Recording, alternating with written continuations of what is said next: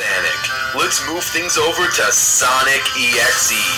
Sonic.exe is one of the most well-known creepypastas on the internet. The story of Sonic.exe, in short, tells a tale of a boy who plays a possessed and demonic Sonic game. The story, however, tells very little about Sonic.exe the character and mainly focuses on the kid playing the game, known as Tommy.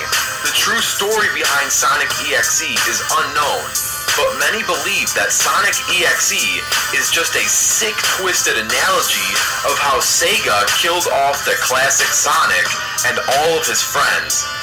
If classic Sonic was going to die and be left in the dust, then all the other classic characters had to die with him.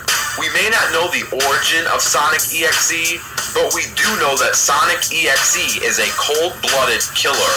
The biggest difference between Sonic.exe and every other Sonic character is that he is the only one who has ever committed murder.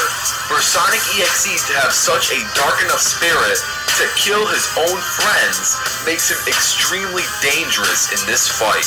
Sonic.exe is easily faster and stronger than Sonic when comparing their base forms.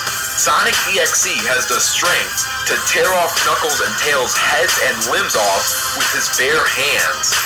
Sonic.exe also has the ability to teleport, but he can only teleport short distances.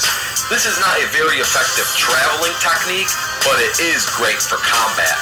Sonic.exe is an expert when it comes to scaring his enemies and making them feel hopeless. He tends to hide and wait for the right moment to go for the kill. Sonic.exe, the spirit, may be extremely durable, but Sonic.exe, the physical body, is not. Sonic.exe can only rely on what is left of classic Sonic's deceased body.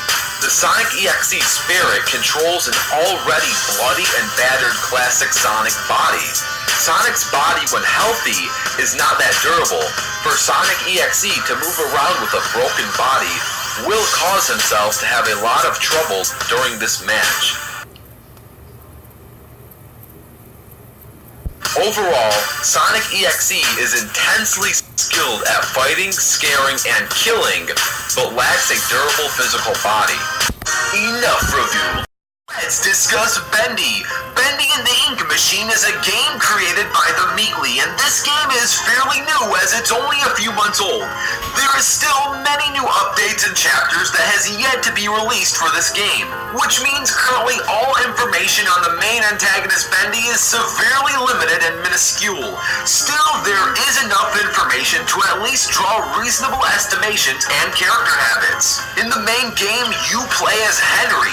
Henry is an animator who's been in the animation industry for over 30 years. The story starts off as Henry enters an old animation studio. He hasn't been in this place for a long while, and things are completely different. This is where we meet our man of the hour, Bendy. Now don't let that smile on his face fool you. Bendy is not some innocent G-rated Tiny Toon. Even the simplest looking cartoon characters can have dark roots. Bendy being a prime example. Bendy's true intentions aren't exactly known, but what is known for sure is that he can quickly become a dangerous and deadly threat if you make the wrong move. Bendy has the ability to jump scare his opponents, which leads to the end of their life. It's not exactly known how Bendy specifically kills his opponents, but one thing is for sure that he's strong enough to kill fully grown men, and he's clearly some type of demonic figure with some nasty jump scares. Bendy is also a quite clever ink creature. I mean, think about it. Henry's a guy who knows a lot about art, animation, ink, and animation tools, yet Bendy can still give him a very hard time trying to solve these puzzles and mysteries. Bendy is also smart enough to host and star in his own cartoon series. Overall, Bendy is an ink figure who... Where are your fingers?